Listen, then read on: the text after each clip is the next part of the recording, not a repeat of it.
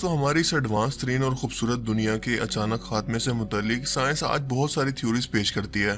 कि किस तरह से किसी नागहानी आफत, चाहे वो कुदरती हो या खुद इंसानों की पैदा करदा, आहिस्ता आहिस्ता हमारी इस दुनिया को खोखला करके बिल्कुल तबाह कर देगी। जिसमें किसी एस्ट्रॉयड का होने वाला इम्पैक्ट जिसने आज से लाखों साल पहले डायनासोर्स को जमीन पर खत्म किया, कोई एलियन लाइफ का इंसानों पर अटैक, या कोई कुदरती आफत मसलन जल्जले या समुद्री तूफान के अलावा एक ऐसा वायरस भी शामिल है जो कि इंसानों को खत्म कर सकता है। इंसानी शहर की आबादी को ये कुछ ही दिनों के अंदर वीरान कर सकता है, जैसा कि हॉलीवुड की फिल्म्स, टीवी सीरीज और नॉवेल्स के अंदर हमें बताया जाता है। फिल्म्स मसलन रेजिडेंट इवल, वर्ल्ड वॉर जी और वॉकिंग डेड वगैरह में हमें ज़ोंबीज अटैक को दिखाया जाता है कि किस तरह से एक हंसते बसते शहर में अचानक से एक अननोन वायरस कहीं से तेजी से इंसानों के अंदर फैलकर इनके नर्वस सिस्टम यानी सोचने समझने की सलाहियत पर हमला करके इन्हें एक ज़ोंबी के अंदर बदल देता है। और ये इफेक्टेड ज़ोंबी जिस भी शख्स को काट ले वो भी इन्हीं के जैसा बन जाता है। और देखते ही देखते शहरों के शहर तबाह हो जाते हैं क्योंकि इसका कोई इलाज मौजूद नहीं है सिवाय इसके कि इफेक्टेड ज़ोंबीज को सर पर गोली मारकर मार दिया जाए, या फिर इंसान जेरे जमीन कॉलोनीज बनाकर इनसे किसी तरह से बचकर खुद से इनके मरने का इंतजार करें, क्योंकि फौज या असले के जरिए इनकी बेताशा तादाद को रोकना नामुमकिन सी बात है। इन फिल्म्स को देखने के बाद यकीनन आपके माइंड में एक सवाल तो जरूर आया होगा कि क्या वाकई ऐसा मुमकिन है? क्या वाकई एक अननोन खतरनाक वायरस इस तरह से इंसानियत को खत्म कर सकता है? दोस्तों, अगर एक लाइन के अंदर इसका जवाब देना मुमकिन हो तो यस, ऐसा मुमकिन है, क्योंकि ये वायरस सीधा आपके नर्वस सिस्टम पर अटैक करके ये बुला देगा कि आप कौन हो, आपको क्या करना है और क्या नहीं, क्या खाना है क्या नहीं, क्या चीज़ आपके लिए खतरनाक है और किस चीज़ में फ़ायदा है। बिल्कुल एक दीवाने और मजनू की तरह, लेकिन यहाँ पर केस ज़रा ज़्यादा सीरियस है। लेकिन अगर ऐसा होता भी है तो इन ज़ोंबीज़ की भी एक लिमिट होगी, बल्कि ऐसा कहें कि इंसानी बॉडी की एक लिमिट है, क्योंकि ये ज़ोंबीज़ इंसानों पर कुछ वक्त के लिए हमला कर सकते हैं, लेकिन भूख, सख्त मौसम और किसी और चीज से ये खुद को भी हलाक करके जख्मी कर सकते हैं, मसलन ब्लड लॉस या हार्ट अटैक वगैरह। और इसीलिए एक बार मरने के बाद ये अपनी कब्रों से दोबारा निकल कर इंसानों पर हमला करने के लिए वापस भी नहीं आ सकते, जैसा कि आमतौर पर हम इस तरह की मूवीज में देखते हैं। इसीलिए ज़ोंबीज वायरस एक हकीकत है और साइंटिस्ट के मुताबिक ये एटम बम से भी कहीं ज्यादा खतरनाक है।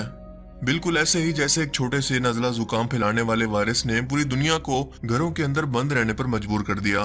बिल्कुल इसी तरह से ज़ोंबी वायरस कैसे और कितना तेजी से इंसानों को खत्म करेगा, इसका अंदाजा इन पर बनी मूवीज से किसी हद तक लगाना मुमकिन है। और हॉलीवुड इंडस्ट्री की खास बात यह है कि ये लोग अपनी फिल्म्स के जरिए फ्यूचर में होने वाले वाकयात या आलमी हादसात को पहले ही दिखा देते हैं। यहाँ पर वो प्रोजेक्ट्स दिखाए जाते हैं जिन पर काम हो रहा है और फ्यूचर में इंसान इनका सामना भी करेंगे। मिसाल के तौर पर वो जदीद तरीन हथियार जो कि आज हमारे सामने आ रहे हैं, अमेरिका कई साल पहले अपनी फिल्म्स के अंदर इन्हें दिखा चुका है। बिल्कुल इसी तरह से ज़ोंबी वायरस का कॉन्सेप्ट भी कोई फिक्शन या गैर हकीकी कॉन्सेप्ट नहीं है, बल्कि ये वायरस बाकायदा तौर पर तैयार किया जा रहा है ताकि दुनिया में न्यू वर्ल्ड ऑर्डर एजेंडा के मुताबिक ऐसे मुल्क जो कि एक आलमी हुकूमत यानी कि अमेरिका का साथ ना दें, वहां पर इस वायरस को फैलाकर इस मुल्क को और इसकी इकोनॉमी को बिल्कुल सफ़े हस्ती से मिटा दें। जिससे एक तरफ तो ये होगा कि इंसानों की आबादी बहुत कम हो जाएगी, जिससे इंसानों पर कंट्रोल करना या इन पर नजर रखना काफी आसान हो जाएगा,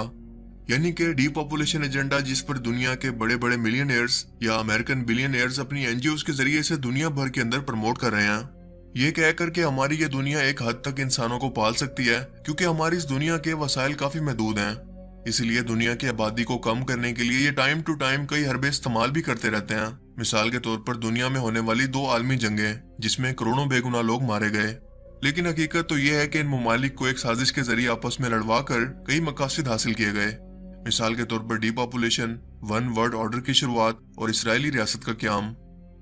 लेकिन इसके बाद भी इंसानी आबादी एक बार फिर से बढ़ने लगी। लेकिन आज दुनिया में कई ममालिक एटमी हथियार भी रखते हैं, लिहाजा अब दुनिया की आबादी को कम करने के लिए कोई भी मुल्क हथियार इस्तेमाल नहीं कर सकता, यानी कि जंगे करवा कर इंसानों को खत्म नहीं कर सकते, क्योंकि जवाबी हमले के अंदर दोनों ममालिक जो कि लड़ रहे हैं बिल्कुल तबाह हो जाएंगे।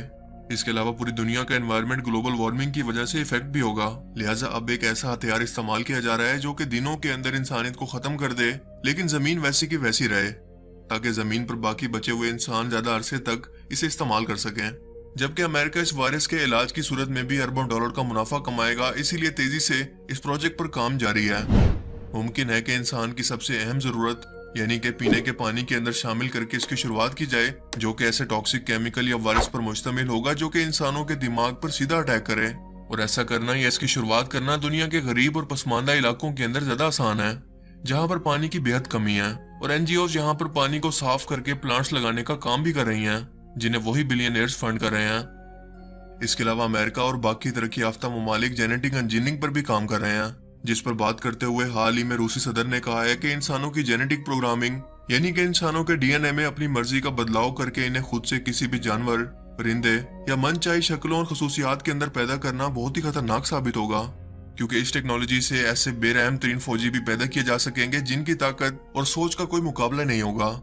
ये लोग जज्बात से हारी होंगे, और अगर ऐसा होता है तो पूरी दुनिया के अंदर सफाकियत और जुल्म इंतहा पर पहुंच जाएगा, और गैर जिम्मेदारी का ऐसा मुजाहरा दुनिया के लिए न्यूक्लियर हथियारों से भी ज्यादा तबाहकुन साबित होगा, जिसका अंदाजा वर्ल्ड वॉर Z फिल्म के एक सीन से लगाया जा सकता है कि अगर ये वायरस इफेक्टेड इंसानों से सेहतमंद इंसानों के अंदर फैले तो इसका इलाज किसी हद तक मुमकिन होगा और फैलाव पर कंट्रोल भी किया जा सकेगा। लेकिन अगर ये वायरस फिल्म्स की तरह सिर्फ ज़ोंबीज के काटने से ही बढ़ता है तो ये पूरी इंसानियत का एंड होगा, यानी कि अपोकलिप्स। सबसे पहले इसका कॉन्सेप्ट 1954 में एक अमेरिकन ऑथर रिचर्ड मैथसन के एक नॉवल आई एम लेजेंड से लिया गया, जिसमें बताया जाता है कि सिर्फ एक ही सर्वाइवर इंसानों के एक ऐसे कबीले से लड़ता है जो कि वैम्पायर्स, यानी कि इंसानों पर हमला करके इनका खून पीने वाले दरिंदों के अंदर बदल जाते हैं, जिसके बाद ये स्टोरी मूवीज, ड्रामास और प्लेस के लिए एक इंस्पिरेशन बन गई। ज़ोंबीज वायरस का हकीकत में वजूद मुमकिन है, लेकिन बिल्कुल वैसा नहीं जितना खतरनाक और सनसनीखेज हमें फिल्मों के अंदर दिखाया गया है। अगर कोई शख्स इससे इफेक्टेड होगा तो नर्वस सिस्टम के डैमेज होने से वो अजीबोगरीब किस्म की हरकतें करने लगेगा। मुमकिन है कि खुद को या दूसरों को भी जख्मी कर दे, लेकिन ज्यादा से ज्यादा इसकी एक बार ही मौत हो जाएगी। लेकिन वो मरकर फिर से इंसानों पर हमला करने के लिए वापस नहीं आएगा, क्योंकि इसके दिल की धड़कन और दिमाग को खून पहुंचाने का रास्ता बिल्कुल बंद हो चुका है। इसीलिए ये कहना तो बेहतर होगा कि ये बीमारी तो किसी हद तक हकीकत बन सकती है, लेकिन इस पर बनी हुई फिल्म्स नहीं। इसलिए नेक्स्ट टाइम अगर इनके बारे में आपके दिमाग में कोई सवाल आए तो इसे बस एक एंटरटेनमेंट के तौर पर ही देखिएगा, क्योंकि एक मंसूबा तो वो है जो कि इंसान बनाते हैं और एक मंसूबा वो है जो कि अल्लाह ताला बनाता है। इसलिए ये लोग चाहे जितनी भी साजिशें कर लें, होगा वही जो कि अल्लाह ताला की जात चाहेगी। क्योंकि अगर इंसानों के बस में एक इंसान को मारना या जिंदा रखना होता तो कब से गरीब और कमजोर लोग तो इस दुनिया से नापैद हो चुके होते। लेकिन आप इस बारे में क्या सोचते हैं? अपनी कीमती राय का इजहार कमेंट सेक्शन में जरूर कीजिएगा। अब मैं मिलूंगा आपसे एक ऐसी ही नई इंटरेस्टिंग वीडियो में। तब तक के लिए अपना बहुत सा ख्याल रखिएगा। Thanks for watching this video. Allah Hafiz.